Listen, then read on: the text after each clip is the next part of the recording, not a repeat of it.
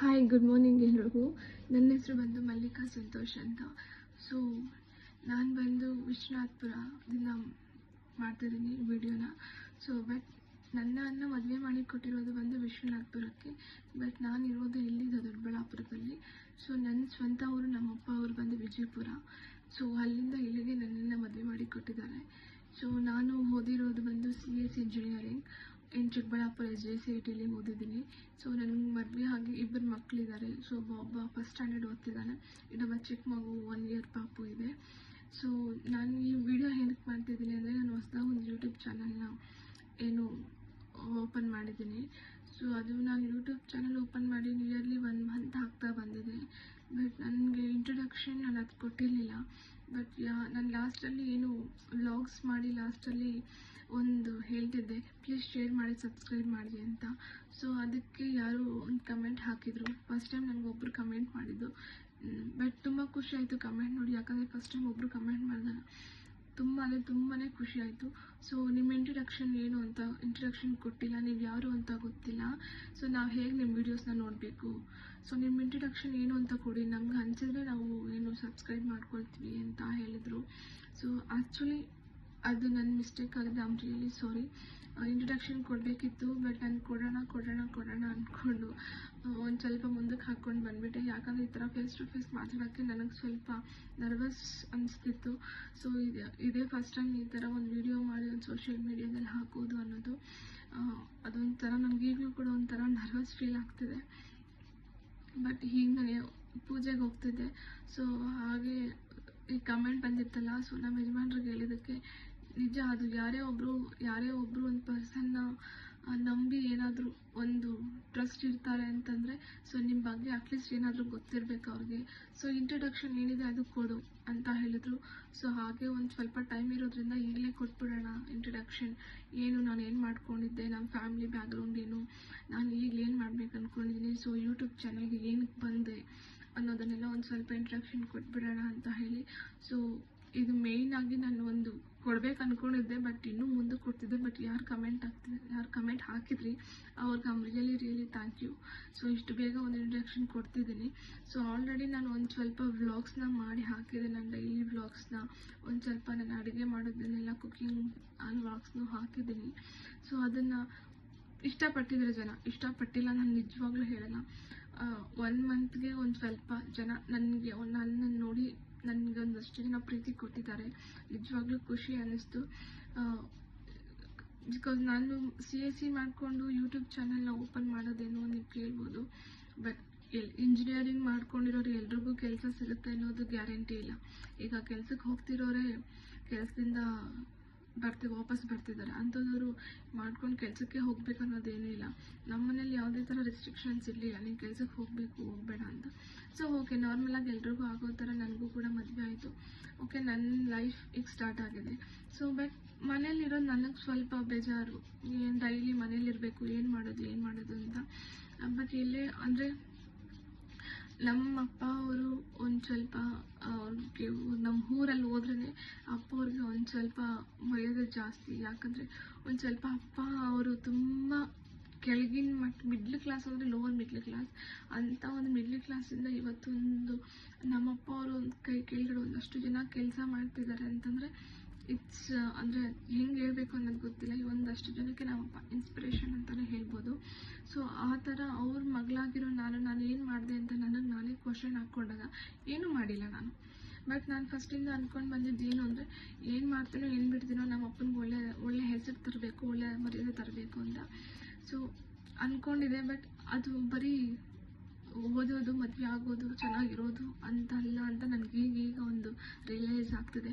ಏನೋ ಒಂದು ನಾನು ಮಾಡಬೇಕು, ಅದರಿಂದ ನಮ್ಮ ಅಪ್ಪನಿಗೆ ಹೇಳಬೇಕು, ನಿಮ್ಮ ಮಗಳ ಥರ ಒಳ್ಳೆ ಕೆಲಸ ಮಾಡ್ತಿದ್ದಾಳೆ, ಯೂಟ್ಯೂಬಲ್ಲಿ ನೋಡ್ತಿದ್ದೀನಿ, ಚೆನ್ನಾಗಿ ಮಾಡ್ತಿದ್ದಾಳೆ ಅನ್ನೋದು ಒಳ್ಳೆ ಹೆಸರು ಬರಬೇಕು ಅಂತ ನಮ್ಮ ಅಪ್ಪನಿಗೆ ಯಾರಾದರೂ ಸಜೆಷನ್ ಅದನ್ನು ಹೇಳಬೇಕು, ಅವ್ರಿಗೆ ಪ್ರೌಡ್ ಫೀಲ್ ಆಗಬೇಕು ಅನ್ನೋದೊಂದು ಮೈಂಡಲ್ಲಿತ್ತು. ಬಟ್ ನನಗೆ ಯಾವ ಥರ ಆ ಥರ ಅವ್ರಿಗೆ ಹೇಳಿಸ್ಬೇಕು ಅನ್ನೋದು ನಂಗೆ ನಿಜವಾಗ್ಲೂ ಗೊತ್ತಿರಲಿಲ್ಲ. ಬಟ್ ಯೂಟ್ಯೂಬ್ಗೆ ಹೇಗೆ ಬಂದೆ ಅನ್ನೋದು ಅಂದರೆ ತುಂಬ ಒಂಥರ ಕಥೆನೇ ಇದೆ. ಅದು ಹೇಳಬೇಕು ಅಂದರೆ ತುಂಬ ವರ್ಷಗಳ ಹಿಂದೆಯೇ ಆ್ಯಕ್ಚುಲಿ ನನಗೆ ಯೂಟ್ಯೂಬ್ ಬರಬೇಕು ಅಂತ ತುಂಬಾ ಆಸೆ ಇತ್ತು. ನಮ್ಮ ಮನೇಲಿ ಯಾರೂ ಸೋಷಿಯಲ್ ಮೀಡಿಯಾದಲ್ಲಿ ಯಾರೂ ಇಲ್ಲ. ಅಂದರೆ ಸೋಷಿಯಲ್ ಮೀಡಿಯಾದಲ್ಲಿ ಇದ್ದಾರೆ ಅಂತಂದರೆ ನಾರ್ಮಲ್ ಇನ್ಸ್ಟಾಗ್ರಾಮ್, ಫೇಸ್ಬುಕ್ ನಾರ್ಮಲ್ಲಾಗಿ ಎಲ್ಲರೂ ಪ್ರೈವೇಟ್ ಇಟ್ಕೊಂಡು ಯಾವ ಥರ ಯೂಸ್ ಮಾಡ್ತಾರೋ ಸೊ ನಾವು ಕೂಡ ಅದೇ ಥರನೇ ಇದ್ದಿದ್ದು. ಯಾವತ್ತೂ ಕೂಡ ಈ ಥರ ವೀಡಿಯೋ ಮಾಡಿ ಹಾಕೋದು, ವ್ಲಾಗ್ಸ್ ಮಾಡಿ ಹಾಕೋದು, ವೀಡಿಯೋಸ್ ಅದೆಲ್ಲ ಯಾವತ್ತೂ ಮಾಡಿಲ್ಲ. ಈ ಥರ ಫೇಸ್ ಟು ಫೇಸ್ ಬಂದು ನಮ್ಮ ಮನೇಲಿ ನಾನು, ನನ್ನ ತಂಗಿ, ನನ್ನ ತಮ್ಮಂದಿರೆಲ್ಲ ಇದ್ದೀವಿ, ಈ ಥರ ಯಾರೂ ಮಾಡಿಲ್ಲ. ಬಟ್ ಈ ಥರ ವ್ಲಾಗ್ಸ್ ಮಾಡಬೇಕು ಅಂದರೆ ತುಂಬ ನನಗೆ ಒಂದು ಸ್ವಲ್ಪ ಡ್ಯಾನ್ಸಲ್ಲಿ ಸ್ವಲ್ಪ ಇಂಟ್ರೆಸ್ಟ್ ಜಾಸ್ತಿ. ಸೊ ಅದು ನಾನು ತುಂಬ ಚೆನ್ನಾಗಿ ಡ್ಯಾನ್ಸ್ ಮಾಡ್ತೀನಿ, ನನಗೆ ಒಂದು ಸ್ವಲ್ಪ ಪ್ರೌಡ್ ಫೀಲ್. ಬಟ್ ಅದೆಲ್ಲ ಮಾಡಿ ಹಾಕ್ಬೋದು, ಜನಕ್ಕೆ ಇಷ್ಟ ಆಗುತ್ತೆ ಅಂತ ಅಂದ್ಕೊಂಡೆ. ಬಟ್ ಮದುವೆ ಆಗಿ ಮಕ್ಕಳಾದ್ಮೇಲೆ ಈ ಥರ ಎಲ್ಲ ವೀಡಿಯೋಸ್ ಮಾಡಿ ಹಾಕೋದ್ರಿಂದ ಕೆಲವರು ಒಂದು ಸ್ವಲ್ಪ ಬ್ಯಾಡ್ ಕಮೆಂಟ್ಸ್ ಹಾಕ್ಬಿಡ್ತಾರೆ. ಸೊ ನಾನು ಮೇಯ್ನ್ 5-6 ವರ್ಷದಿಂದ ಅನಿಸಿದ್ರು ಕೂಡ ಯೂಟ್ಯೂಬ್ ಬರಬೇಕು, ನಾನು ಒಂದು ಚಾನೆಲ್ನ ಕ್ರಿಯೇಟ್ ಮಾಡಬೇಕು ಅಂತ ಅನಿಸಿದ್ರು ಕೂಡ ಬರದೇ ಇರೋದಕ್ಕೆ ಮೇಯ್ನ್ ಕಾರಣ ಈ ಒಂದಷ್ಟು ಕಮೆಂಟ್ಸು, ಒಂದಷ್ಟು ಜನ ಅಂತಲೇ ಹೇಳ್ಬೋದು. ಬಟ್ ಯಾರು ನನಗೆ ಇಲ್ಲಿವರೆಗೂ ಕಮೆಂಟ್ ಮಾಡಲಿಲ್ಲ, ಯಾರು ಏನೂ ಅಂದಿಲ್ಲ, ನಿಜ ಹೇಳ್ತಿದ್ದೀನಿ. ಬಟ್ ಕೆಲವ್ರು ವೀಡಿಯೋಸ್ ನೋಡಿದಾಗ, ಕೆಲವ್ರು ವೀಡಿಯೋಸ್ ಕೆಳಗಡೆ ಕಮೆಂಟ್ಸ್ ನೋಡಿದಾಗ ಆ ಕಮೆಂಟ್ಸ್ ಎಲ್ಲ ಓದಿ ನಿಜವಾಗ್ಲೂ ತುಂಬಾ ಭಯ ಆಗ್ತಿತ್ತು. ನಾನು ಈ ಥರ ವೀಡಿಯೋ ಮಾಡಿದಾಗ ನನಗೇನಾದರೂ ಈ ಥರ ಕಮೆಂಟ್ ಬಂದರೆ ಆ ಥರ ಕಮೆಂಟ್ಸ್ ಎಲ್ಲ ತೊಗೊಳಕ್ಕೆ ನನಗೆ ಆಗೋದಿಲ್ಲ. ಸೊ ಆ ಕಮೆಂಟ್ಸ್ ಎಲ್ಲ ನೋಡಿ ನಾವೇನೋ ಇಷ್ಟಪಟ್ಟು ಒಂದು ವೀಡಿಯೋ ಹಾಕಿರ್ತೀವಿ, ಏನೇನೋ ಅವ್ರಿಗೆ ಇಷ್ಟಪಟ್ಟಿದ್ದು ಕೆಳಗಡೆ ಬಂದು ಕಮೆಂಟ್ಸಲ್ಲಿ ಹಾಕ್ಬಿಟ್ಟು ಹೊರಟೋಗ್ತಾರೆ. ಸೊ ಆ ಕಮೆಂಟ್ಸ್ ನಾವು ಬೇಡವ್ರು ನೋಡಿಬಿಟ್ಟು ಆ ಪರ್ಸನ್ನೇ ಜಡ್ಜ್ ಮಾಡಿಬಿಡ್ತಾರೆ. ಸೊ ಈ ಥರ ಎಲ್ಲ ಮನ್ಸಿಟ್ಟಿಟ್ಕೊಂಡು ನಾನು ಮುಂದಕ್ಕೆ ಹಾಕ್ಕೊಳ್ತಾ ಬಂದೆ. ನಿಯರ್ಲಿ 5-6 ಇಯರ್ಸ್ ಮುಂದಕ್ಕೆ ಹಾಕ್ಕೊಂಡು ಬಂದೆ. ಬಟ್ ಈಗಲೂ ನಾನು ಆಮೇಲೆ ಒಂದು ಸ್ವಲ್ಪ ಚಾನಲ್ಸ್ನ ನೋಡ್ತಿದ್ದಾಗ ಯೂಟ್ಯೂಬಲ್ಲಿ ಕುಕಿಂಗ್ ಚಾನಲ್ಸು ಎಲ್ಲ ಮಾಡೋರಿಗೆ, ಡೈಲಿ ವ್ಲಾಗ್ಸ್ ಮಾಡೋರಿಗೆ ಆ ಥರ ಕಮೆಂಟ್ಸ್ ಬರ್ತಿರ್ಲಿಲ್ಲ.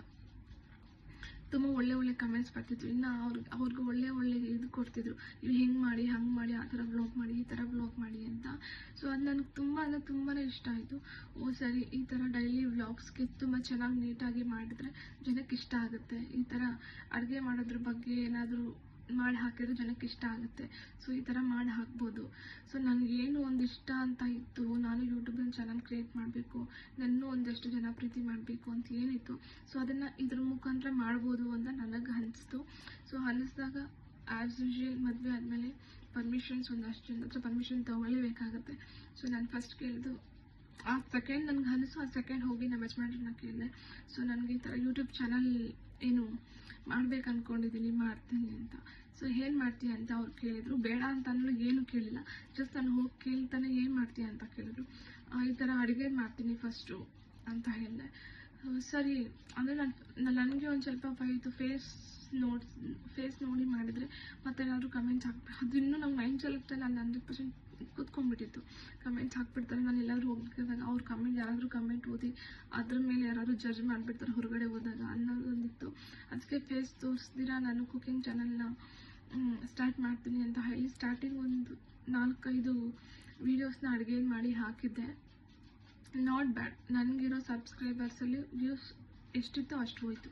ನನಗೆ ಸಬ್ಸ್ಕ್ರೈಬರ್ ಜಾಸ್ತಿ ಆಗಿಬಿಡಬೇಕು, ವ್ಯೂಸ್ ಜಾಸ್ತಿ ಆಗಿಬಿಡಬೇಕು ಅಂತ ನಾನು ಯಾವತ್ತೂ ಅಂದ್ಕೊಂಡಿಲ್ಲ. ಎಷ್ಟು ಸಬ್ಸ್ಕ್ರೈಬರ್ಸ್ ಹೊಸ ಚಾನಲ್ ಆಗಿದಾಗ ಎಷ್ಟು ಆಗಬೇಕೋ ಅಷ್ಟಾದರು. ಬಟ್ ಅವರು ನಮ್ಮ ಮನೆಯವರೇ ಹಾಕಿದ್ರು ಸಬ್ಸ್ಕ್ರೈಬರ್ಸ್, ಬಟ್ ಎಲ್ಲ ವಾಚ್ ಮಾಡ್ತಿದ್ರು ವೀಡಿಯೋಸ್ನೆಲ್ಲನೂ. ಸರಿ ಅಂತ ಅಂದ್ಕೊಂಡು ಸುಮ್ಮನೆ ಅದೇ.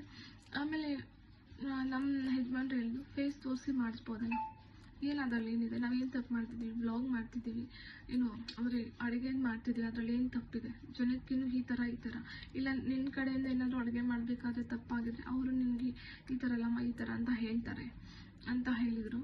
ಸರಿ, ಡೈಲಿ ಕುಕಿಂಗ್ ಮಾಡಿ ವೀಡಿಯೋಸ್ ಹಾಕೋದಕ್ಕೆ ನನಗೂ ಕೂಡ ಚಿಕ್ಕ ಮಗುವಿಂದ ಕಷ್ಟ ಆಗ್ತಿತ್ತು. ಒಂದು ಸ್ವಲ್ಪ ಡೈಲಿ ವ್ಲಾಗ್ಸ್ ಆದರೆ ಅವ್ರು ಮಲಗಿದಾಗ ಎಲ್ಲ ಮಾಡ್ಕೊಳ್ಬೋದು, ಒಂದಷ್ಟು ವ್ಲಾಗ್ಸ್ನ ಮಾಡಿಕೊಂಡು ಅಪ್ಲೋಡ್ ಮಾಡೋಣ ಅಂತ ಹೇಳಿ ನಾನು ಡೈಲಿ ವ್ಲಾಗ್ಸ್ ಮಾಡೋಕ್ಕೆ ಸ್ಟಾರ್ಟ್ ಮಾಡಿದೆ. ಸ್ಟಾರ್ಟ್ ಮಾಡಿದಾಗ ಕೂಡ ಆವಾಗಲೂ ಕೂಡ ಫೇಸ್ ತೋರಿಸಿ ಮಾಡಿಸೋ, ಅದರಲ್ಲಿ ಏನೂ ಪ್ರಾಬ್ಲಮ್ ಇಲ್ಲ. ಒಳ್ಳೆ ಕ್ಲೀನಾಗಿ ನೀಟಾಗಿ ವ್ಲಾಗ್ಸ್ ಮಾಡೋರಿಗೆ ಕೆಟ್ಟದಾಗಿ ಕಮೆಂಟ್ಸ್ ಯಾರು ಹಾಕ್ತಾರೆ. ಸೊ 100% ಶೋರ್ ನೀನು ನಾರ್ಮಲ್ ಆಗಿ ಚೆನ್ನಾಗಿ ಮಾಡಿಕೊಂಡು ಹಾಕು ಅಂತ ಹೇಳಿದರು. ಸರಿ ಅಂದ್ಬಿಟ್ಟು ಆವಾಗ ನಾನು ಒಂದು ಸ್ವಲ್ಪ ನರ್ವಸ್ ಇದ್ದರೂ ಕೂಡ, ಒಂದಷ್ಟು ನರ್ವಸ್ನೆಸ್ ಇದ್ದರೂ ಕೂಡ ಏನು ಫೇಸ್ ತೋರಿಸಿ ವ್ಲಾಗ್ ಮಾಡೋಕ್ಕೆ ಸ್ಟಾರ್ಟ್ ಮಾಡಿದೆ. ನಿಜ ಹೇಳ್ತೀನಿ, ಯಾವುದು ನಾನು ಸ್ಟಾರ್ಟ್ ಮಾಡಿ ನಿಯರ್ಲಿ ಫೇಸ್ ತೋರಿಸಿ ವ್ಲಾಗ್ ಮಾಡೋಕ್ಕೆ ಸ್ಟಾರ್ಟ್ ಮಾಡಿ ಒಂದು 15 ಡೇಸ್ ಆಗ್ತಾ ಬಂದಿದೆ. ಡೈಲಿ ವ್ಲಾಗ್ ಅನ್ನೋ ಥರ ಮಾಡಿದ್ದೀನಿ. ನಿಜವಾಗ್ಲೂ ಹೇಳ್ತೀನಿ, ಥ್ಯಾಂಕ್ ಯು ಸೋ ಮಚ್. ಯಾರೂ ಕೂಡ ಇಲ್ಲಿವರೆಗೂ ಬ್ಯಾಡ್ ಕಮೆಂಟ್ಸ್ ಹಾಕಿಲ್ಲ.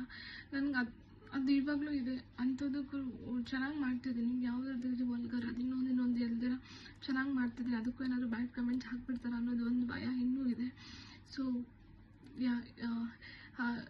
ಮಾಡ್ತಿದ್ದೀನಿ ಈಗ. ಸೊ ನಾನು ಮತ್ತೆ ಹೇಳ್ತಿದ್ದೀನಿ, ತುಂಬ ಲೇಟಾಗಿ ಇಂಟ್ರೊಡಕ್ಷನ್ ಕೊಡ್ತಿರೋದಕ್ಕೆ ಐ ಆಮ್ ರಿಯಲಿ ಸಾರಿ, ಲೇಟಾಗಿ ಇಂಟ್ರೊಡಕ್ಷನ್ ಕೊಡ್ತಿರೋದಕ್ಕೆ. ಸೊ ಇನ್ನೊಂದು ಹೇಳಬೇಕು ಅಂದರೆ, ನಾನು ಯೂಟ್ಯೂಬ್ ಚಾನಲ್ ಓಪನ್ ಮಾಡೋದು ನಿಜ ಹೇಳ್ತೀನಿ, ನನ್ನ ಹಸ್ಬೆಂಡಿಗೆ ಮಾತ್ರ ಗೊತ್ತು. ನನ್ನ ಡಿಸಿಷನ್ ಏನೇ ತೊಗೊಂಡ್ರೂ ಕೂಡ ನಮ್ಮಪ್ಪ ಮೇನ್ ಫಸ್ಟ್, ನನ್ನ ತಮ್ಮ, ನಮ್ಮಮ್ಮ, ನನ್ನ ಗಂಡ, ಈ 4 ಜನಕ್ಕೆ ಮೇನ್ ನಾನು ಹೇಳಲೇಬೇಕು. ಸೊ ಬಟ್ ಯೂಟ್ಯೂಬ್ ಅನ್ನೋದು ಗೊತ್ತಿಲ್ಲ, ನನ್ನ ತಮ್ಮಂಗೆ ಅಷ್ಟು ಇಷ್ಟ ಆಗುತ್ತೋ ಇಲ್ಲೋ ನಿಜವಾಗ್ಲೂ ಗೊತ್ತಿಲ್ಲ. ಬಟ್ ನನ್ನ ಹಸ್ಬೆಂಡಿಂದ ನನಗೆ ಥಮ್ಸ್ ಅಪ್ ಸಿಕ್ತು, ಖುಷಿಯಾಗಿ ಮಾಡ್ಕೊ ಅಂತ ಹೇಳಿದ್ರು, ಅದನ್ನ ನಾನು ಮಾಡ್ತಿದ್ದೀನಿ. ಬಟ್ ನಾನು ನಮ್ಮ ಅಪ್ಪ ಅಮ್ಮ ನನ್ನ ತಮ್ಮನಿಗೆ ಹೇಳೇ ಇರಲಿಲ್ಲ ಈ ಥರ ಯೂಟ್ಯೂಬ್ ಚಾನಲ್ ಓಪನ್ ಮಾಡಿದ್ದೀನಿ, ಯೂಟ್ಯೂಬಲ್ಲಿ ವೀಡಿಯೋಸ್ ಹಾಕ್ತಿದ್ದೀನಿ ಅಂತ.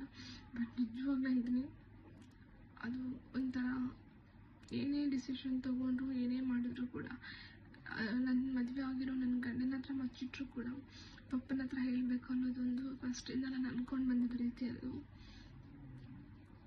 ಅವ್ರ ಹತ್ರ ನಾನು ಆ್ಯಕ್ಚುಲಿ ಯೂಟ್ಯೂಬ್ ಚಾನಲ್ ಓಪನ್ ಮಾಡೋದು ಮಚ್ಚಿಟ್ಟೆ.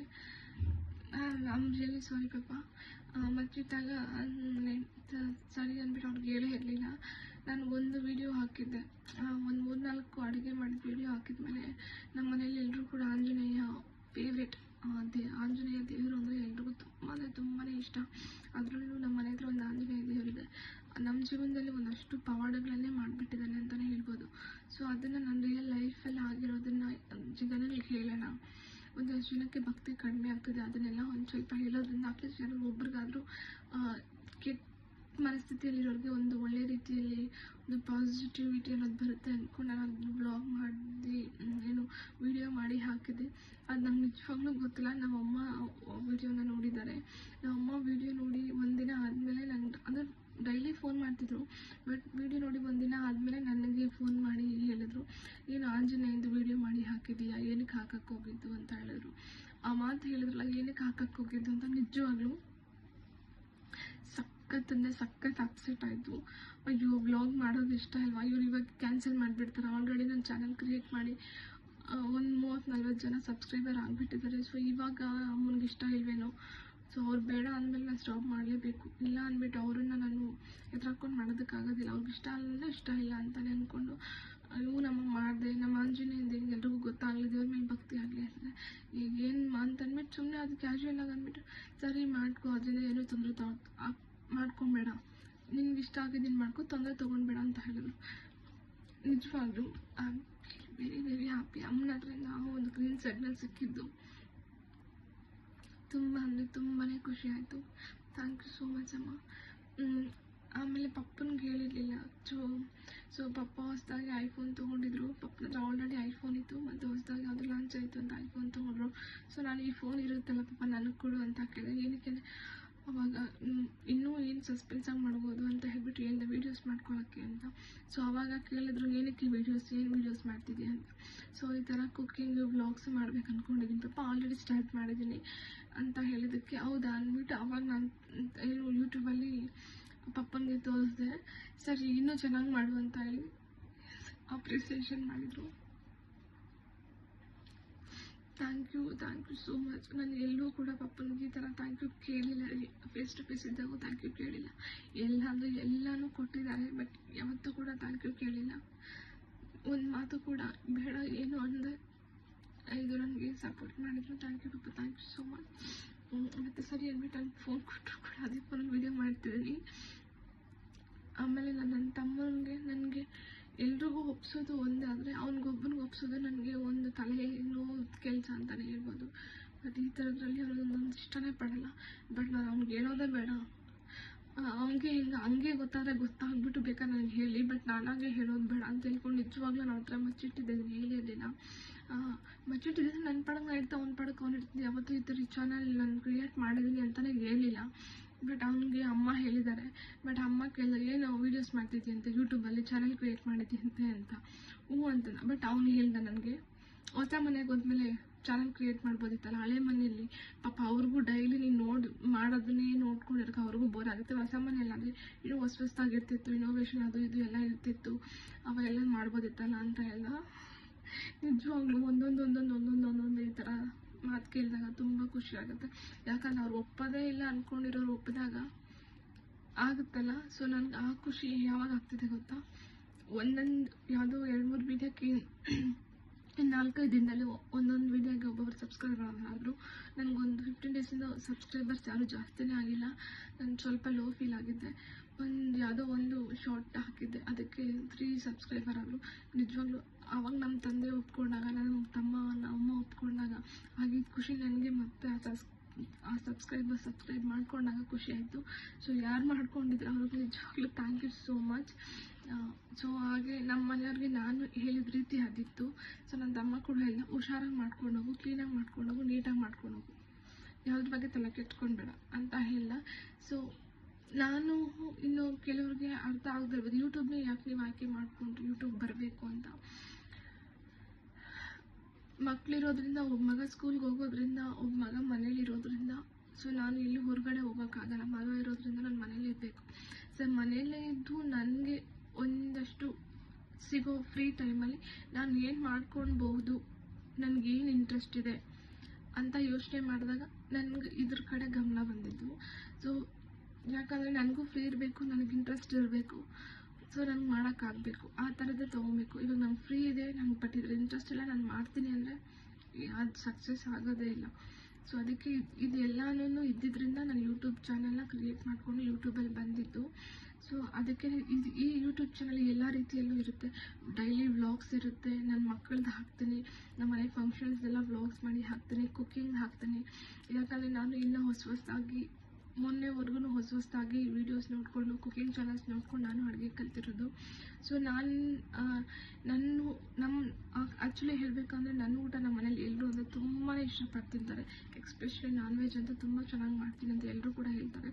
ಸೊ ನನ್ನ ರೀತಿ ಅದು ನಾನು ಸ್ವಲ್ಪ ಓನಾಗಿ ಸ್ವಲ್ಪ ಕಲ್ತ್ಕೊಂಡಿದ್ದೀನಿ. ಸೊ ಅದನ್ನು ಜನಕ್ಕೆ ಹೇಳೋಣ ಅಂತ ಹೇಳಿ ನಾನು ಆ ಚಾನಲ್ನ ಅದನ್ನು ಸ್ವಲ್ಪ ಆ್ಯಡ್ ಮಾಡೋಣ ಅಂತ ಹೇಳಿ ಇನ್ನು ಅಡುಗೆದು ಸ್ವಲ್ಪ ಹಾಕ್ತಿದ್ದೀನಿ. ಸೊ ಹಾಗೆ ಒಂದು ಸ್ವಲ್ಪ ಫನ್ ಎಲಿಮೆಂಟ್ಸ್ ಇರುತ್ತೆ ನನ್ನ ಬ್ಲಾಗಲ್ಲಿ ಅಂತಲೇ ಹೇಳ್ತೀನಿ. ಸೊ ಅದಕ್ಕೆ ಟೋಟಲ್ ಆಗಿ ನಾನು ನನ್ನ ಚಾನಲ್ಗೆ ಹೆಸರು ನಾನು ಎಂಟರ್ಟೈನ್ಮೆಂಟ್ ಫ್ಯಾಕ್ಟ್ರಿ ಮತ್ತು ಹಾರ್ಟ್ ಅಂತ ಇಟ್ಟಿದ್ದೀನಿ. ಸೊ ನಿಮ್ಗೆಲ್ರಿಗೂ ಇಷ್ಟ ಆಗುತ್ತೆ ಅಂತಲೇ ಅಂದ್ಕೊಂಡಿದ್ದೀನಿ. ಸೊ ಇನ್ನೂ ಏನು ಹೇಳಿಲ್ಲ ಅಂತ ನನಗೆ ಗೊತ್ತಾಗ್ತಿಲ್ಲ. ಸೊ ನನ್ನ ಹಸ್ಬೆಂಡ್ ಏನು ಮಾಡ್ಕೊಂಡಿರ್ತಾರೆ ಅಂತ ಹೇಳಿರಲ್ಲ. ಸೊ ಇಂಟ್ರಡಕ್ಷನ್ ಅಂತ ಹೇಳಿ ಬರೀ ನನ್ನ ಬಗ್ಗೆ ಹೇಳಿ, ಫ್ಯಾಮಿಲಿ ಬಗ್ಗೆ ಹೇಳಿಲ್ಲ. ನನ್ನ ಹಸ್ಬೆಂಡ್ ಅವರು ಕಾಂಟ್ರಾಕ್ಟರ್ ಫೀಲ್ಡಲ್ಲಿದ್ದಾರೆ, ಹಾಗೆ ಏನು ವಾಟರ್ ಸಪ್ಲೈ ಮಾಡ್ತಿದ್ದಾರೆ. ಸೊ ನಮ್ಮಪ್ಪ ಅವರು ಕೂಡ ಕಾಂಟ್ರಾಕ್ಟರ್ ಫೀಲ್ಡಲ್ಲಿದ್ದಾರೆ. ನನ್ನ ತಮ್ಮ ಜಾಬ್ ಮಾಡಿಕೊಂಡು ಹಾಗೆ ವ್ಯವಸಾಯನೂ ಮಾಡ್ತಾನೆ, ಅವನು ಕೂಡ ಕಾಂಟ್ರಾಕ್ಟರ್ ಫೀಲ್ಡಲ್ಲಿದ್ದಾನೆ. ಆಲ್ ಇನ್ ಒನ್ ಅಂತಲೇ ಹೇಳ್ಬೋದು ಅವನು. ಸೊ ಅಮ್ಮ ಮನೇಲಿರ್ತಾರೆ, ಅಮ್ಮ ಹೌಸ್ ವೈಫ್. ನಾನು ಕೂಡ ಮನೇಲಿ ಇದ್ಕೊಂಡು ಇವಾಗ ಯಾವುದೋ ಹೊಸದಾಗಿ ನಿಮ್ಮ ಪ್ರೀತಿನೆಲ್ಲ ಒಂದು ಸ್ವಲ್ಪ ತಗೊಳ್ಳೋಣ ಅಂತ ಹೇಳಿ ಹೊಸದಾಗಿ ಚಾನಲ್ನ ಮಾಡಿದ್ದೀನಿ. At the end of the day ನಾನು ಯೂಟ್ಯೂಬ್ ಚಾನಲಿಂದ 2ನ್ನ ಖಂಡಿತವಾಗ್ಲೂ ಬಯಸ್ತೀನಿ. ಸೊ ವಿತ್ ಮೈ ಹಾರ್ಟ್ ಅದನ್ನೇನು ಅಂತಂದರೆ ಜನಗಳ ಪ್ರೀತಿ. ನಾನು ನಿಮಗಿನ್ನೂ ಒಂದು ಹೇಳಬೇಕು, ನಾನು ಪ್ರತಿ ಸಲ ದೇವಸ್ಥಾನಕ್ಕೆ ಹೋದಾಗ ಕೇಳೋದು ಒಂದೇ, ದೇವ್ರ ಇಷ್ಟದಲ್ಲಿ ಸುಳ್ಳು ಹೇಳಬಾರ್ದು. ಬಟ್ ನಾನು ಹೇಳ್ತಿದ್ದೀನಿ, ನಾನೊಂದು ಹೇಳ್ತೀನಿ ಏನು ಅಂದರೆ, ಅದು ಪ್ರತಿ ಸಲ ದೇವಸ್ಥಾನಕ್ಕೆ ಹೋದಾಗ ನಾನು ಏನೋ ಒಂದು ದೇವ್ರನ್ನ ಕಂಪಲ್ಸರಿ ನಾನು ಕೇಳ್ಕೊತೀನಿ ಅಂತಂದರೆ, ನಾನು ಚೆನ್ನಾಗಿರಬೇಕು, ನನ್ನ ಫ್ಯಾಮಿಲಿ ಚೆನ್ನಾಗಿರಬೇಕು, ನನ್ನ ಫ್ಯಾಮಿಲಿ ಎಲ್ಲರೂ ಚೆನ್ನಾಗಿರಬೇಕು ಅಂತ ಯಾರು ಬಯಸ್ತಾರೋ ಅವ್ರು ಚೆನ್ನಾಗಿರಲಿ ಅಂತ ನಾನು ಕೇಳ್ಕೊಳ್ಳೋದು. ನಾನು ಹಾಗೆ ಕೇಳ್ಕೊಳ್ಳೋದು. ಅದು ಕೆಲವ್ರಿಗೆ ಇಷ್ಟ ಆಗುತ್ತೆ, ಕೆಲವ್ರಿಗೆ ಇಷ್ಟ ಆಗೋಲ್ಲ. ಬಟ್ ನನಗೆ ಅದು ಗೊತ್ತಿಲ್ಲ. ಬಟ್ ನನಗೆ ಹಂಗೆ ಕೇಳ್ಕೊಂಡೆ ರೂಢಿ ಇರೋದ್ರಿಂದ ನಾನು ಹಂಗೆ ಕೇಳ್ಕೊಳ್ತೀನಿ. ಸೊ ಅದೇ ರೀತಿ ನಮ್ಮ ಅಪ್ಪನಿಗೆ ಒಂದಷ್ಟು ಜನ ಪ್ರೀತಿ ಕೊಟ್ಟಿದ್ದಾರೆ. ಅವ್ರ ಮುಖಾಂತರ ನನ್ನನ್ನು ಅಷ್ಟು ಜನ ಇಷ್ಟಪಡ್ತಾರೆ. ಜನ ಮಂಜನ ಮಗಳು ಅಂತ. ಸೊ ಆಸ್ ಎ ನಾನು ಅವ್ರ ಮಗಳಾಗಿ ನಾನು ಹೇಳ್ಕೊಟ್ಟಿದ್ದೀನಿ ಅನ್ನೋದು ನನಗಿನ್ನೂ ಗೊತ್ತಿಲ್ಲ. ಅಟ್ಲೀಸ್ಟ್ ಏನೋ ಒಂದು ಅವ್ರಿಗೆ ನನ್ನ ಕಡೆಯಿಂದ ಖುಷಿ ಸಿಗಬೇಕು. ಅಟ್ಲೀಸ್ಟ್ ಯಾರೋ ಒಬ್ಬರು, ತುಂಬ ಜನ ನನಗೆ ಏನೂ ಆಸೆ ಇಲ್ಲ, ಅಟ್ಲೀಸ್ಟ್ ಯಾರೋ ಒಬ್ಬರಾದ್ರೂ ನಿನ್ನ ಮಗಳು ವ್ಲಾಗ್ಸ್ ಮಾಡ್ತಾಳೆ ಮಂಜುಳಾ, ಯೂಟ್ಯೂಬ್ ಚಾನಲಲ್ಲಿ ಚೆನ್ನಾಗಿ ಮಾಡ್ತಾಳೆ, ನಮ್ಗೆ ಇಷ್ಟ ಆಯಿತು ಅಂತ. ಅಟ್ಲೀಸ್ಟ್ ನಾನು ಎಷ್ಟು ವರ್ಷ ಮಾಡ್ತೀನಿ ಇದು ಯೂಟ್ಯೂಬ್ ಚಾನಲ್ ಅಂತ ನಿಜವಾಗ್ಲೂ ಗೊತ್ತಿಲ್ಲ. ಅಟ್ಲೀಸ್ಟ್ ಒಬ್ಬರಾದರೂ ಅದನ್ನು ಹೇಳಬೇಕು. ಸೊ ಅದನ್ನು ಹೇಳಿದಾಗ ನಮ್ಮ ಅಪ್ಪ ಅವ್ರು ಬಂದು ನನ್ನ ಹತ್ರ ಹೇಳಬೇಕು, ನಾನು ಈ ಥರ ಹೇಳಿದ್ರು ಮಗಳೇ ಅಂತ. ಸೊ ಅದನ್ನು ನಾನು ನಿಜವಾಗ್ಲೂ ನೋಡಬೇಕು. ಇಲ್ಲಿವರೆಗೂ ಮಾಡ್ತೀನಿ ಯೂಟ್ಯೂಬ್ ಜರ್ನಿ. ಅಟ್ಲೀಸ್ಟ್ ಯಾರಾದರೂ ಒಬ್ಬರು ಆ ಥರ ಹೇಳಿದ್ರೆ ಥ್ಯಾಂಕ್ ಯು ಅಂತ ಕೇಳ್ಕೊತೀನಿ ದೇವ್ರಿಗೆ. ಸೊ ನಿಮ್ಮ ಪ್ರೀತಿ ಯಾರಾದರೂ ಒಬ್ಬ ಅಪ್ಪನಿಗೆ ಬಂದು ಆ ಥರ ಹೇಳಬೇಕು. ಇವೆರಡನ್ನ ನಾನು ತುಂಬಾ ಎಕ್ಸ್ಪೆಕ್ಟ್ ಮಾಡ್ತಿದ್ದೀನಿ. ಸೊ ನಿಮ್ಮ ಆಶೀರ್ವಾದ ಹಾಗೆ ಸದಾ ನನ್ನ ಮೇಲೆ ಇರುತ್ತೆ ಅಂತ ಅಂದ್ಕೊಂಡಿದ್ದೀನಿ.